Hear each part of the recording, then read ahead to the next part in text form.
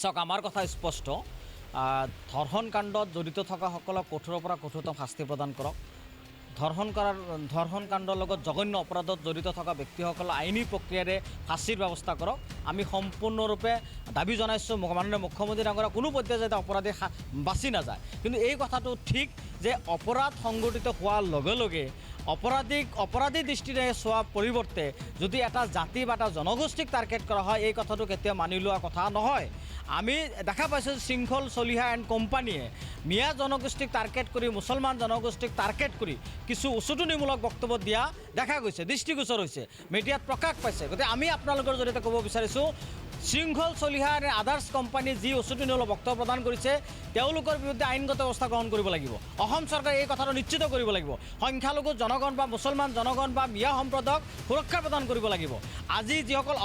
অপৰাধীক শাস্তি দিয়ক আমাৰ কোনো ক'বলগীয়া নাই যোনে যি অপৰাধ কৰিছে আইনৰ দৃষ্টিত তেওঁলোকে শাস্তি প্ৰদান কৰক কঠোৰৰ পৰা কঠোৰতম শাস্তি প্ৰদান কৰক আমি আমচুৰ সম্পূৰ্ণ সমৰ্থন আছে কিন্তু এটা জাতি এটা জনগোষ্ঠীক টাৰ্গেট কৰি যদি এই ধৰণৰ উচতনিমূলক বক্তব্য প্ৰদান কৰে আৰু তাৰ পিছত যদি কোনোবা নিৰপৰাধী মানুহ কোনোবা ব্যক্তিৰ যদি হত্যাকাণ্ডৰ সন্মুখীন হ'বলগীয়া হয় কোনোবা ব্যক্তি যদি অত্যাচাৰৰ বলি হ'বলগীয়া হয় তাৰ কাৰণে সম্পূৰ্ণৰূপে জগৰীয়া সম্পূৰ্ণৰূপে শৃংখল চলীয়া হ'ব লাগিব আৰু অসম চৰকাৰৰ মাননীয় মুখ্যমন্ত্ৰী কঠোৰ ব্যৱস্থা গ্ৰহণ কৰিব লাগিব ডিজিপি ডাঙৰীয়া কঠোৰ ব্যৱস্থা গ্ৰহণ কৰিব লাগিব আৰু ডিজিপি ডাঙৰীয়াক আহ্বান জনাইছোঁ ইয়াতে আইনৰ শাসন প্ৰৱৰ্তন কৰক ভাৰতীয় সংবিধানৰ শাসন প্ৰৱৰ্তন কৰক আমাৰ কোনো ক'বলগীয়া নাই পানী নহৰকা ব্যৱস্থা গ্ৰহণ কৰি অপৰাধীক শাস্তি প্ৰদান কৰক কিন্তু ধৰ্মীয় দৃষ্টিকোণৰ পৰা যদি অপৰাধীক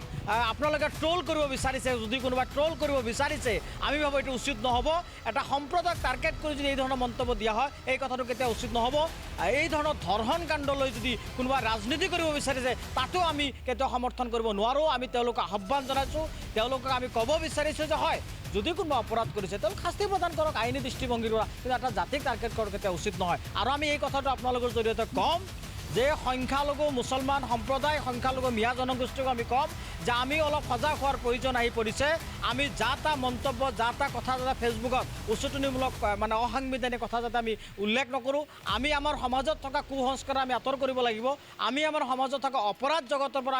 আমি নিৰ্মূল হ'ব লাগিব অপৰাধীসকলক আমি চিনাক্ত কৰি তেওঁলোকক আমি এঘৰীয়া কৰিব লাগিব কিন্তু এই কথাটো ঠিক যে এই ধৰণৰ অপৰাধ সংঘটিত কৰাৰ নামত যদি কোনোবাই আমাক টাৰ্গেট কৰে তেতিয়াহ'লে আমচিয়ে সহ্য নকৰে আৰু কৰাৰ কোনো প্ৰশ্ন নাই মাননীয় মুখ্যমন্ত্ৰী ডাঙৰীয়াক আহ্বান জনাইছোঁ আপুনি আইনৰ শাসন প্ৰৱৰ্তন কৰক সম্পূৰ্ণৰূপে আপোনাৰ লগত আমি আছোঁ চাওক আমাৰ কথা স্পষ্ট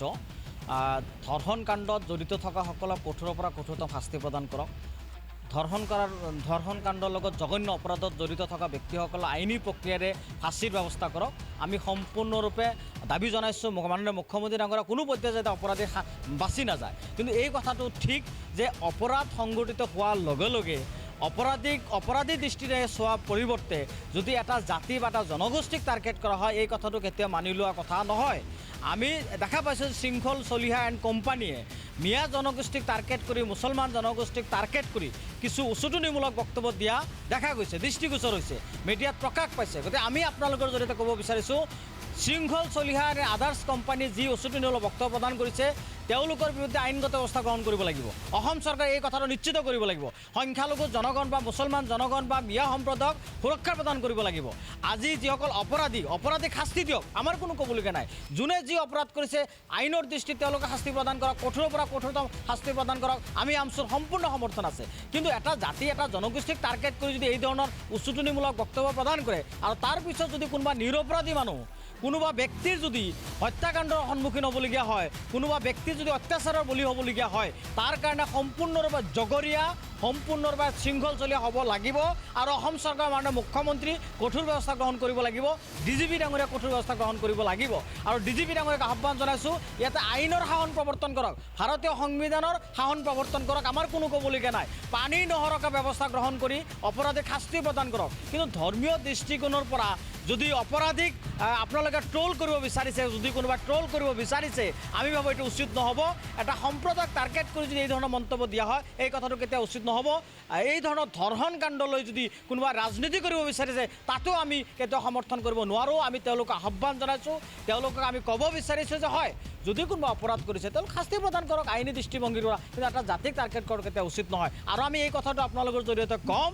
যে সংখ্যালঘু মুছলমান সম্প্ৰদায় সংখ্যালঘু মিয়া জনগোষ্ঠীক আমি ক'ম যে আমি অলপ সজাগ হোৱাৰ প্ৰয়োজন আহি পৰিছে। আমি যা তা মন্তব্য যা তা কথা যাতে ফেচবুকত উচতনিমূলক মানে অসাংবিধানিক কথা যাতে আমি উল্লেখ নকৰোঁ। আমি আমাৰ সমাজত থকা কুসংস্কাৰ আমি আঁতৰ কৰিব লাগিব। আমি আমাৰ সমাজত থকা অপৰাধ জগতৰ পৰা আমি নিৰ্মূল হ'ব লাগিব। অপৰাধীসকলক আমি চিনাক্ত কৰি তেওঁলোকক আমি এঘৰীয়া কৰিব লাগিব। কিন্তু এই কথাটো ঠিক যে এই ধৰণৰ অপৰাধ সংঘটিত কৰাৰ নামত যদি কোনোবা আমাক টাৰ্গেট কৰে তেতিয়াহ'লে আমচিয়ে সহ্য নকৰে আৰু কৰাৰ কোনো প্ৰশ্ন নাই। মাননীয় মুখ্যমন্ত্ৰী ডাঙৰীয়াক আহ্বান জনাইছোঁ, আপুনি আইনৰ শাসন প্ৰৱৰ্তন কৰক, সম্পূৰ্ণৰূপে আপোনাৰ লগত আমি আছোঁ।